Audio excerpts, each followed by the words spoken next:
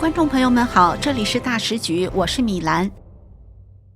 北京93大阅兵真正的爆点不在坦克，不在飞机，而是在天安门城楼上，胡锦涛没来，张又侠却坐高了。直播画面清楚显示，前中共国家主席胡锦涛整场缺席。外界传言他并非因为健康，而是因为在北戴河会议上拒绝妥协，与习近平彻底决裂。对比之下，中共军委副主席张又侠则从副国级的座次悄悄调整到正国级一排，和李兰清、王岐山等退休常委并列。这不是单纯的排位，而是赤裸裸的权力信号。一个缺席，一个进位，这两个细节直接点燃了外界最大悬念：习近平的军权真能稳住吗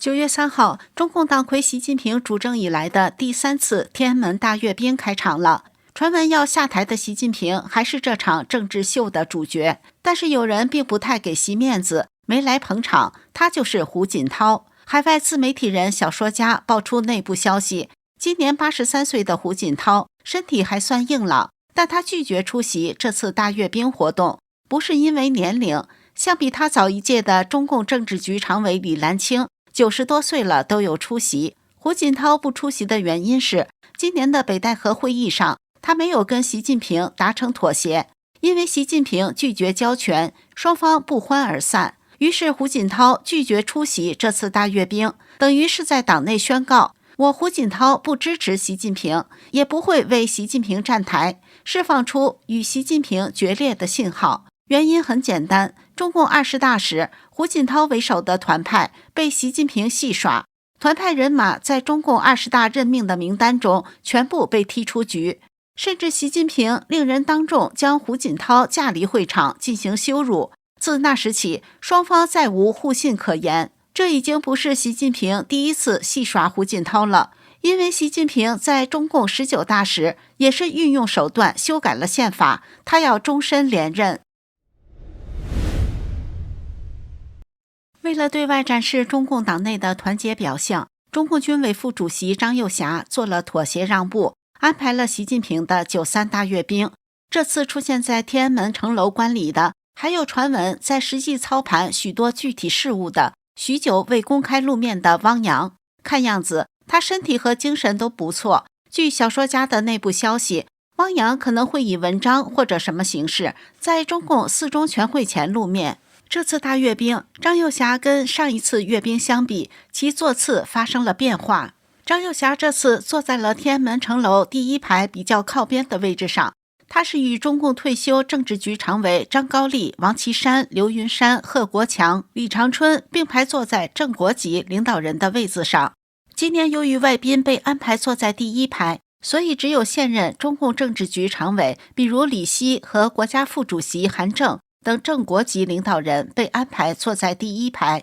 而像政治局委员石泰峰、李干杰、李鸿忠、何立峰、张国清等副国级领导人均坐在第2排，但张又侠例外。而在2019年的阅兵式上，张又侠作为中共政治局委员，是跟当年的副国级领导人黄坤明、胡春华、陈全国、杨洁篪、李强等人坐在一排的。2次阅兵座次的变化，进一步佐证了张又侠军权在握的自信和实力。从去年中共3中全会以来，中共内部斗争的焦点集中在党和军队之间的派系斗争，主要体现在中共总书记和军委主席习近平和张又侠之间的角力和斗争。习近平执政13年来，将原来既定的接班人孙政才关进了秦城监狱，将另一个接班人胡春华踢出权力核心，远离政治局委员之位。习近平也没有按照中共的惯例培养第2梯队、第3梯队的接班人选。显然习近平是存有终身执政的心，但是天不随人愿，去年中共3中全会传出他病倒的消息，这次大阅兵出场也显示出他脸黑、头部不由自主的摇晃等病态征兆。习近平一路向左转的保党政策，让中国经济陷入崩坏的边缘。在与美争锋、破坏现有国际秩序的野心鼓噪下，中共陷入国际孤立，经济很难有转圜余地。眼看中共以经济发展为由的执政合法性摇摇欲坠，民怨四起之际，让习近平下台，换其他人主导政局，成为中共元老和红二代继续保中共政权的共识。但习近平反反复复不想下台，成为当前的一大难题。原中共海军中校参谋姚成在自媒体节目中说，这次大阅兵以后，习近平只能下台。如果他不下台，中国就会开始动荡。习近平能干过手握军权的张又侠吗？好像不可能。北京周边中部战区的几个集团军，包括北部战区的第79军，就是过去的39军，现在都过来，分布在北京及周边。一旦野战军把北京卫戍区和北京的警察包围起来，机关枪一架，他们肯定交枪。他们没有办法跟野战军去对抗，枪杆子里面出政权，历来如此。如果搞到那个地步，那就是中华民族的灾难。所以习近平下台是肯定的。姚成认为，胡春华接班上台的可能性还是有的。外界传说的让习近平的亲信丁薛祥、李强接班都是不可能的。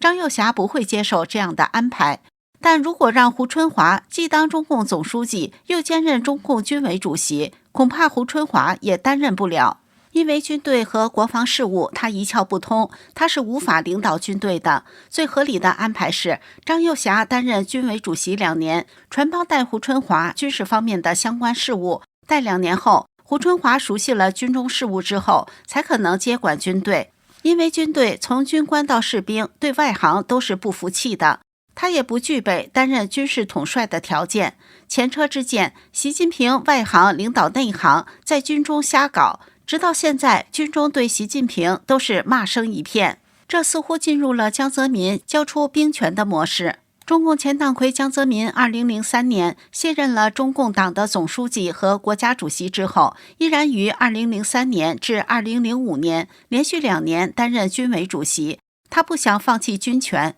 最后在前中央政治局常委、中央军委副主席刘华清联络军队的元老们联手逼宫下，江泽民心不甘情不愿地交出军权，让时任中共总书记的胡锦涛接手。事情的起源是，刘华清当年作为中央政治局常委和中央军委副主席，是被中共的核心人物邓小平安排监视时任军委主席江泽民的。但邓小平1997年去世后，江泽民又安排了张万年和迟浩田2人进入中央军委，担任军委副主席。但是原来的2位军委副主席刘华清和张震坚决不肯下去，于是中央军委出现有4个军委副主席。为了打击报复，江泽民压住刘华清的儿子刘维明在大校的位置上10几年不能晋升，并将刘华清的嫡系时任海军司令石云生和海军政委一起撤职。刘华清一怒之下，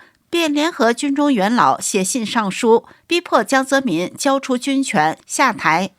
历史的车轮又转到这一刻，张又侠和中共元老给足了习近平的面子，让习近平在93大阅兵上向全世界展现了自己的权威。距离10月的中共4中全会还有1个多月，习近平与反习势力彻底摊牌的决战时刻就要到了。习近平会主动交出军权吗？还是等待对方用非常规手段夺下他手中的权力呢？让我们拭目以待。这里是大时局，感谢您的陪伴与思考，请订阅、分享并打开小铃铛，一起在动荡中坚守真相，在黑暗中点燃希望。